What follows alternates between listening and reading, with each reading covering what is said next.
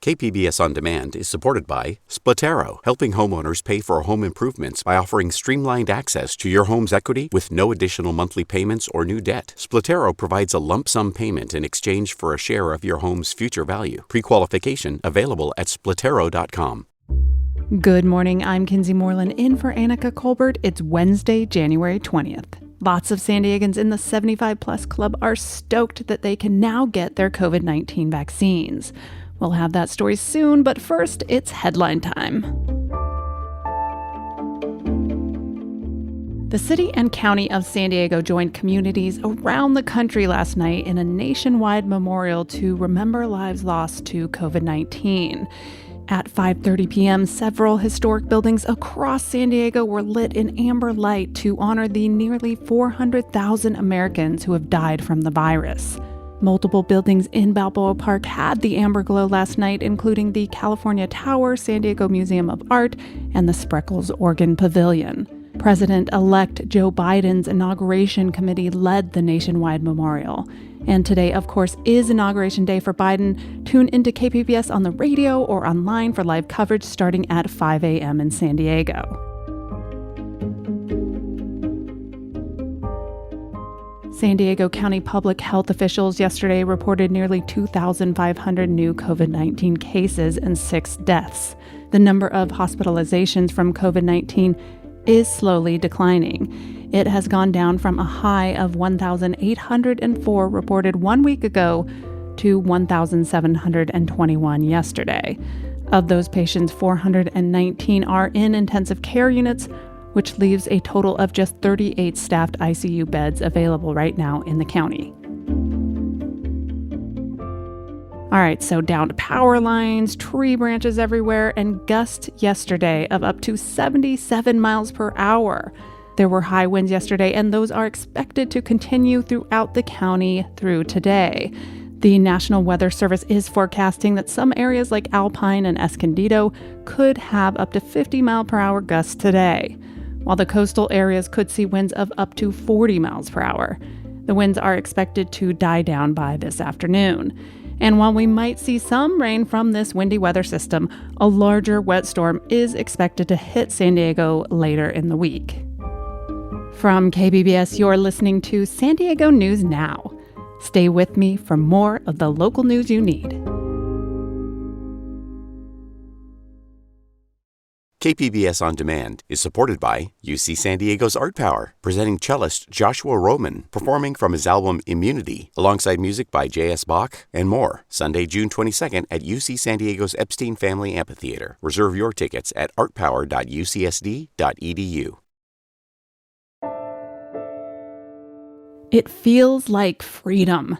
That is how an older pair of San Diegans described getting the first dose of their COVID-19 vaccine. KPBS health reporter Taryn Mento introduces us to the seniors who jumped at the chance to get vaccinated once the county expanded eligibility to those 75 and older. It was early this morning when Jeff He drove his parents to get their vaccination at the county's Petco Park supersite. He says his 90-year-old father, Ling Xing He, and 88-year-old mother, Hui Ching Ying, were elated to get their shot. It's been very, very difficult. So I felt when I was able to make an appointment, and I told them yesterday, they're so excited. Speaking Mandarin that was translated by Jeff, Ling Xing says the vaccine will sort of give them their life back. He was very, very happy and excited. And he also added, by the way, my both parents were scientists before. So he said that this vaccine is the most powerful weapon to fight a pandemic. And he said with this vaccine, they will feel free again. They've skipped gatherings for the holidays and gone without seeing their families, friends, and even the neighbors in their apartment complex. Hui Ching Ying says she misses just being able to leave her home. Since the pandemic started, they're restrained. They're limited, and they're not going out as much. And with this vaccination, she feels that they can go out again, enjoy life again. which is what they love to do. The relief came with the county's Monday announcement that people 75 years and older could sign up at one of their sites. And the options are slowly increasing as Scripps Health announced it's vaccinating people 65 and older. But Chief Medical Officer Dr. Ghazala Sharif says they only had 6,800 doses available for the 80,000 eligible patients they messaged. And within 2 hours, we had already filled the 6,800 spots. So we realized that that's a small drop in the bucket, but every drop counts, and the faster we get those drops going, the faster we can get there. Sharif says Scripps is waiting on another vaccine shipment today, but she says they won't know how many additional doses it contains that can be given to more patients. And some people are not happy because the husband got it and the wife didn't, but I ask you to have a little bit of patience, the fact that we can get going as fast as we can, and that even if a single family member got one, that's better than nobody getting one. Sharif says patients will be notified as more vaccine rolls in, but they aren't being told when the next shipment would be or how much. She asked patients not to call doctors because they don't have that information, but says if patients can get an appointment at a county site, they should take it. If you are eligible, go to kpbs.org/vaccines to find links to make an appointment at a county site. And about those COVID-19 vaccines, about a fifth of San Diego firefighters say so far they are opting out of getting the vaccination. KPBS Metro reporter Andrew Bowen says this comes even as the disease is spreading within the department. The 191 firefighters opting out in San Diego mean the department has a higher vaccination rate than its counterpart in Los Angeles. But still, the virus is finding fire employees. As of Sunday, 14 people were in isolation because of a COVID-19 outbreak at a dispatch center. Fire Chief Colin Stowell says that outbreak is just as concerning as ones at fire stations. We're very limited on our number of dispatchers, and for us to be able to still respond to all of the 911 calls, it's essential that our dispatch center stays healthy and able to process those calls. Stowell himself took the vaccine and is due for his second dose on Thursday. He says the department has been actively promoting the science, showing the vaccines are safe and effective. We need our folks healthy so that they can still staff fire stations every day and respond to the calls for the public in need. And so it's in our best interest to make sure that we can do whatever we can to keep them healthy. Police are among those next in line to get vaccinated. A department spokesman says they don't know yet how many officers will also decline the vaccine, and so they don't have plans for what to do if that happens. So last week we told you about a Vons delivery driver who was about to be laid off and replaced with an independent contractor after the passage of Prop 22 last November. And now KPBS reporter Max Rivlin-Nadler speaks with one of those independent contractors about the new arrangement. Andrew has been driving full-time for DoorDash in North County for the past 2 years. He earned as much as $200 for a full day of work. We're not using Andrew's real name because he's still working for DoorDash and fears retaliation for speaking out. As a gig economy driver, he's given options for delivering food for different businesses. He enjoys the freedom of the job. I do like the flexibility. You can go work whenever you want. If you need to take a day off, something comes up, you can do that without worrying at, other jobs. Sometimes you call out, it's a big old hassle. Around a year ago, as Vons began ramping up their use of the DoorDash app, he noticed that the opportunities being offered by the only grocery chain on the app didn't really stack up with the other jobs he was being offered. They had him traveling to areas far outside his own service area for as little as $10.25, which is supposed to cover the time driving to the destination and the gas costs. On top of just the long distances, you also have to consider you go into the grocery store. You have to go get the order from them. Sometimes it's not fully ready. So sometimes you're waiting at the store for 15, 20 minutes. You finally get to your car, load it up, take another 5 to 10 minutes doing that. Drive, unload all the groceries, which can take another 5, 10, 15 minutes. If he was sent outside of this service area, he would then have to spend time driving back there to be able to get another job. Andrew would reject these offers from Vons because it didn't make financial sense. Now, if I see something come up from Vons, I don't even really give it a second look, and I just decline it.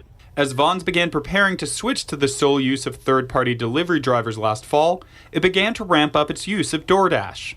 And because Andrew was declining those jobs, he saw his acceptance rate plummet in the DoorDash app. This impacts what kind of jobs he's offered. He says this incentivizes some DoorDash drivers to take jobs that pay low, just so they can keep their acceptance rate up. Every month, if all of your ratings are at a certain percentage, then it says, you get priority in deliveries. It says you get the bigger deliveries. In a statement, Vaughn said the move to third-party delivery companies like DoorDash will help it create a more efficient operation. Other companies besides Vaughn's are now outsourcing work to third parties after the passage of Prop 22 in November, which granted legality to gig economy companies like Uber, Lyft, and DoorDash. Andrew doesn't think the proposition is bad per se. He's now guaranteed a minimum wage for hours he's actively delivering items. He just wishes that companies like Vaughn's were willing to pay higher wages. Coming up, a Southern California woman is out after spending 29 years behind bars. It's another big win for the California Innocence Project. That story after a quick break.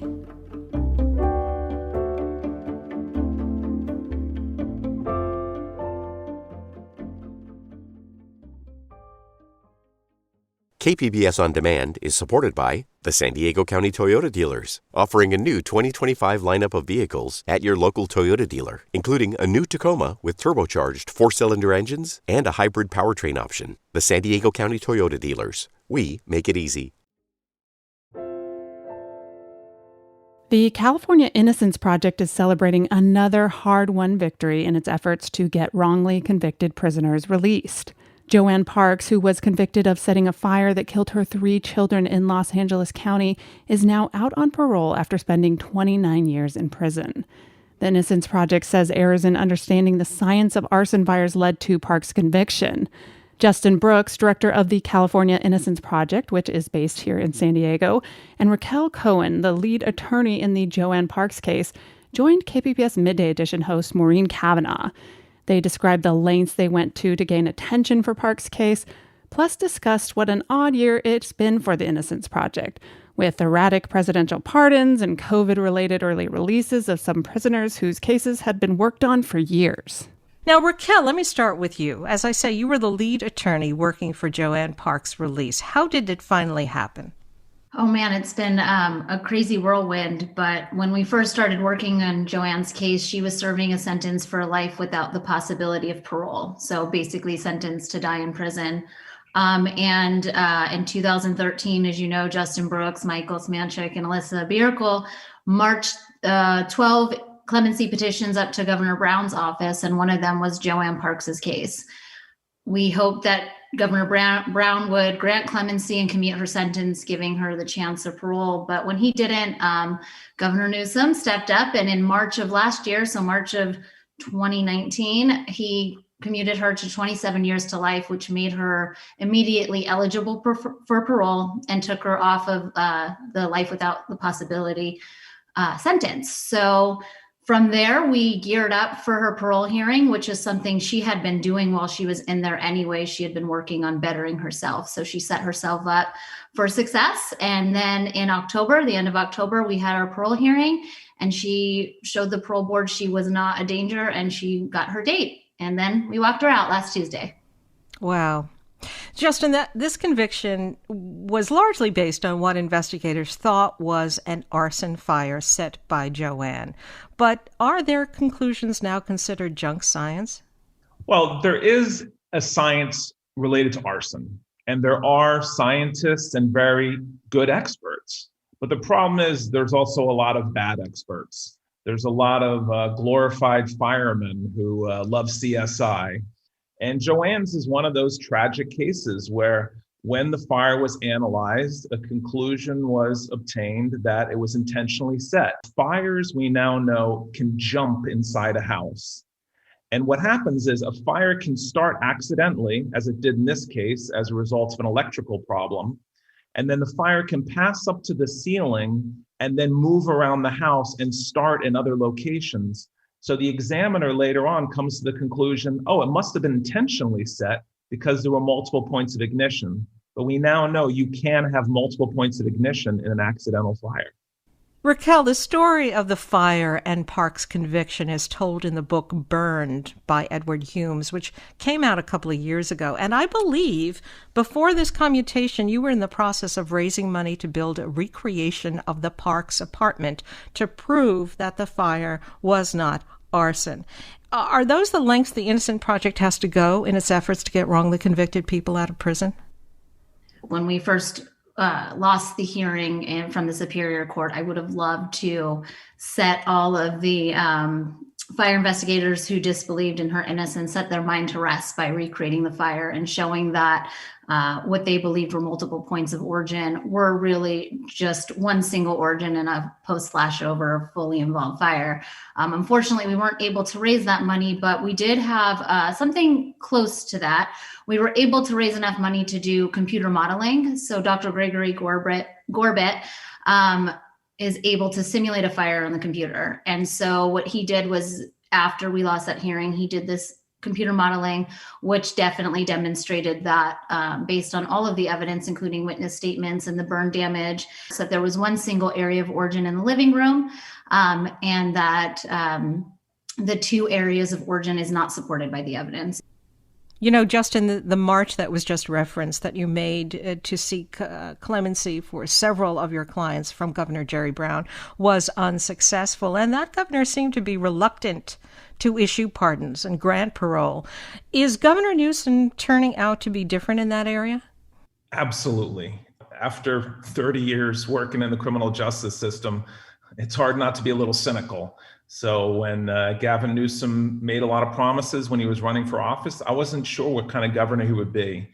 But as soon as he got in office, he immediately suspended the death penalty. And we know in the United States, nearly 200 people have walked off death row after finding they're innocent. And he immediately started examining these cases. COVID did create an opportunity for us. And as you mentioned in the opening, around the country, governors have started giving clemency because they had to get people out of the prisons.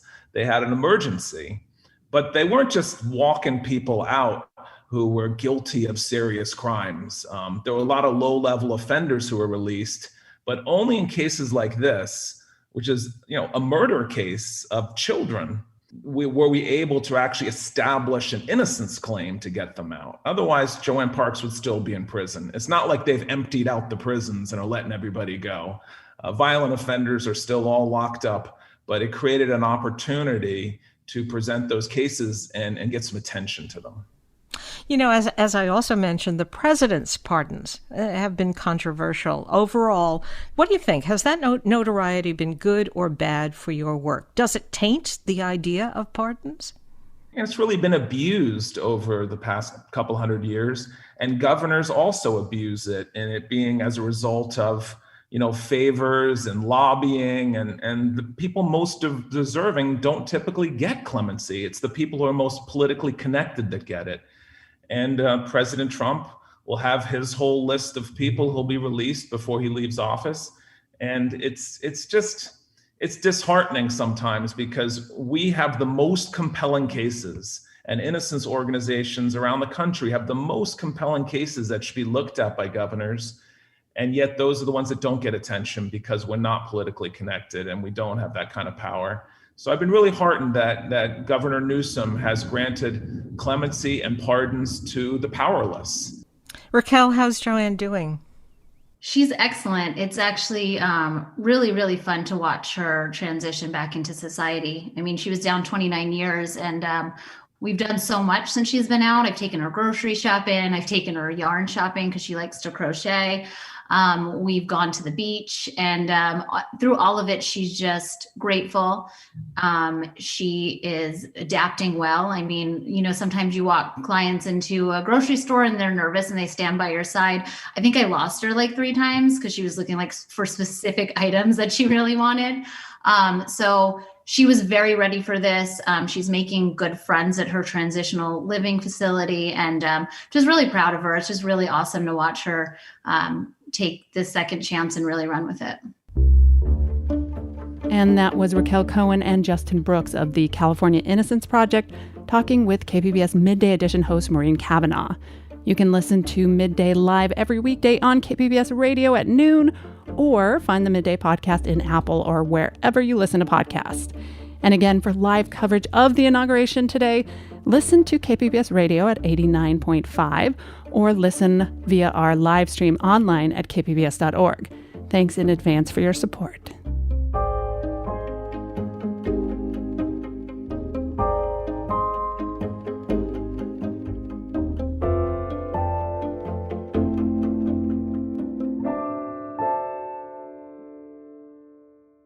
KPBS On Demand is supported by the San Diego County Toyota dealers, offering a new 2025 lineup of vehicles at your local Toyota dealer, including a new Tacoma with turbocharged 4-cylinder engines and a hybrid powertrain option. The San Diego County Toyota dealers. We make it easy.